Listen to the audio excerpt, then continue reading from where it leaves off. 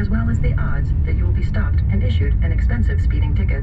Yeah, but... In 1 year, there were 22,000 speeding-related crashes in Michigan, resulting in 200 deaths. If I had someone in the car with me, I'd drive slower. But it's just me. This is not a logical response. Though you have no passenger, surrounding cars contain 27 others, including 5 children and 1 Labrador Retriever. How do you know all this stuff? I know everything, Kevin. Your risk of a crash increases with every mile you drive over the speed limit. So slow down. Speed enforcement is happening now. A message from the Michigan Office of Highway Safety Planning. Drive to the playoffs. Brought to you by Driveway.com. Philadelphia starting their season 2-5, but have come on strong in recent weeks and secured themselves a wild card berth. The Birds are flying high now, but will face tough competition with Green Bay, LA, Dallas, and Arizona, all trying to make it out of the conference. Looking for a car? Go to Driveway.com, where you can get pre-qualified, buy a car, and get it delivered. Driveway.com. Car buying delivered on your terms and on your turf. Necessary Roughness with former NFL lineman TJ Lang and John Jansen. Download it today on the Odyssey app.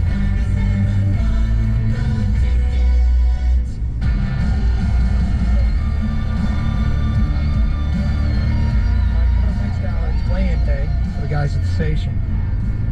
Costa, you doing the office weight loss challenge? No, I was just like, wait, what weigh-in day? What's going on? Is this like an early combine? I gotta get my hands measured, wingspan? No, man, we're gonna fight. Celebrity deathmatch is all the rage now. Okay. One of us is gonna fight a Paul brother. No, I'm not doing the office challenge. No, I'm not. Are you? No. No, and I was saying, you're so healthy. I mean, what are you gonna lose, like half a pound between now and April?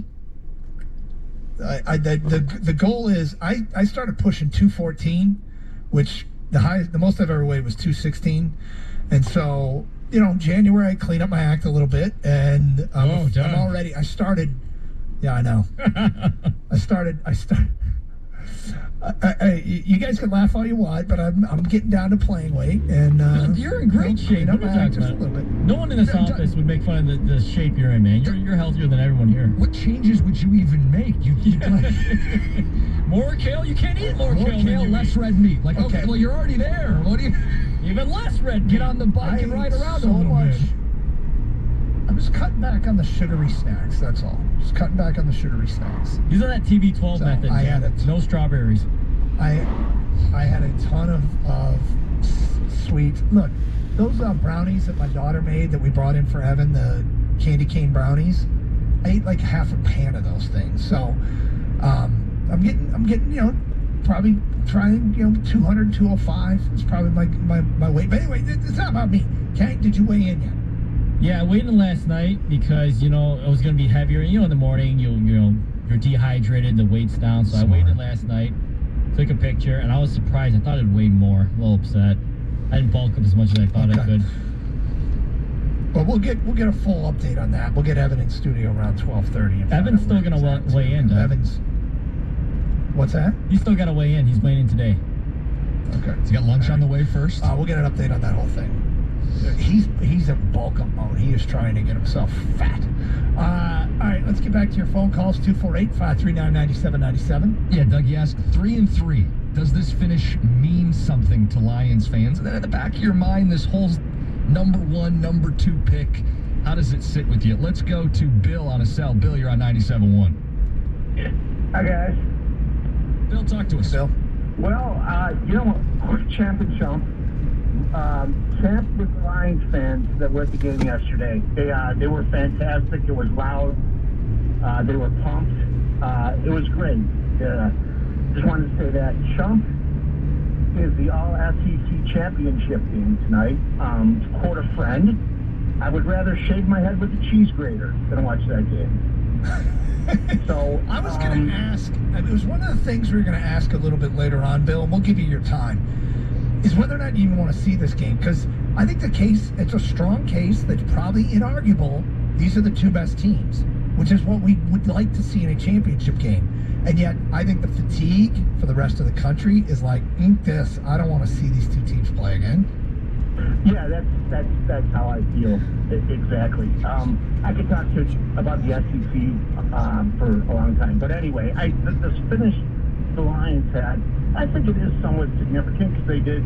I think they showed they did play better, and they just kept fighting. And as you've said all along, Doug, you and Gator, that they play for this guy, and we'll see if that keeps up. But that's the number one thing you can have. And before people want to, just dismiss yesterday's win by saying that the Packers, have a Packers team. The Packers did. I mean, sure, they held out Aaron Jones, but Dylan's a very capable back. He's got similar numbers to Jones.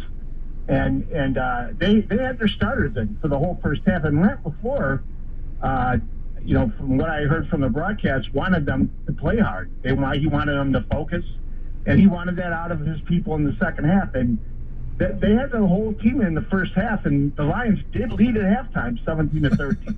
So they also led at halftime in the first meeting and got blitzed in the second half by Aaron Rodgers. Right, and like I said, Jim, just because, am I extrapolating that to say, even if the Packers left their starters in the second half, the Lions would have won? Probably not. But I'm just saying that, they played them. They played them in the first half real hard.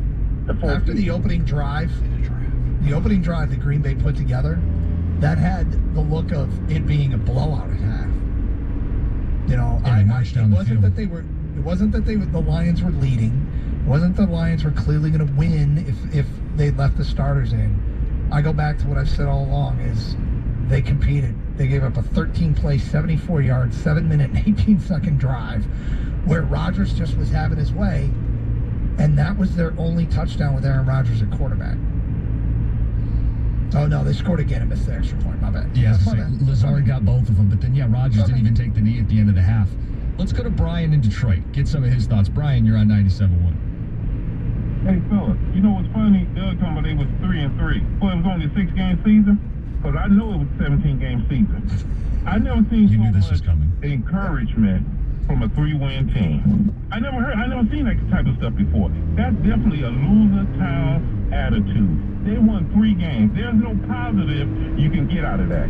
They're not there to just show a little positive. They're there to win. And don't tell me about going in the next season. I done heard that a million times. We don't know what's going to happen next season. Because if they start off bad, we'll be saying, we got to look forward to the season after that. Fellas, it's all about winning. Dan Campbell is not a good coach. Your record shows if you're a good coach. Bill Parcells said it. You are what your record say you are. He's a 3-win coach. He's a bad coach. He has made bad decisions. Don't tell me you have a few good weeks. All of a sudden, you can see the positivity or the guys want to play for him. Where the wins at? Oh, they could have a few more wins, bringing in a few more players, making better decisions early in the season. This guy's not a good coach, Doug, so stop pumping him up as if he's a good coach. I don't care about guys playing for him. They got 3 wins. Period. And a happy new year. That's funny, Doug. So here's the deal, Brian. Go ahead, brother. They clearly were in an effort to get worse before they got better.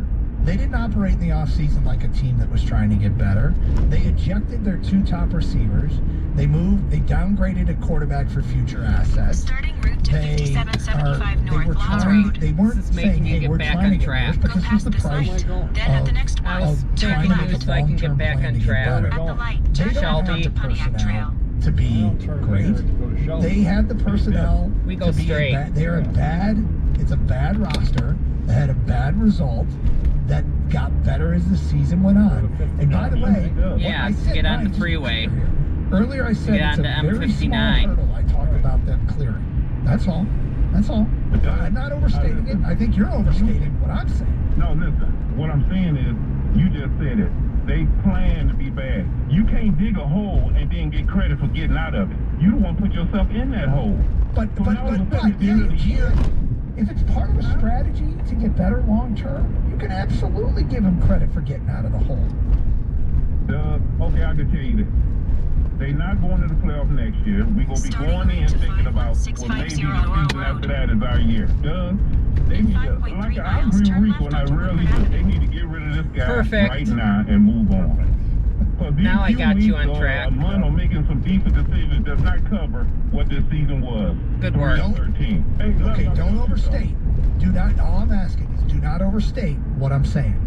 I'm not convinced he's a good coach. I think anybody that thinks they know right now. Oh yeah, I was making sure if I was. Is foolish. Nobody knows yet. It's too early to know yet. Here's what you could potentially know he's a bad coach by the way the team behaved, the team responded to him, that he had no shot. I think we learned that with Patricia pretty early on. So I'm not claiming he's a good coach. I'm not stating he's a bad coach. I think it'd be pretty arrogant to say that I know already. But based upon this season, you can see when a guy has no shot, and I don't put him in the no shot category. Patricia was trending towards no shot after year one. Jim, you agree, disagree? No, listen, I know we are up against it. We have a ton of calls. I have a lot to say on this, too, because, Doug, to your point, we can continue this conversation. Yeah. All right, let's plug the phone in. We'll get to that. 248-539-9797. Champ and Jumbo, get your votes in. Sure, the phone's plugged in, so it's charged.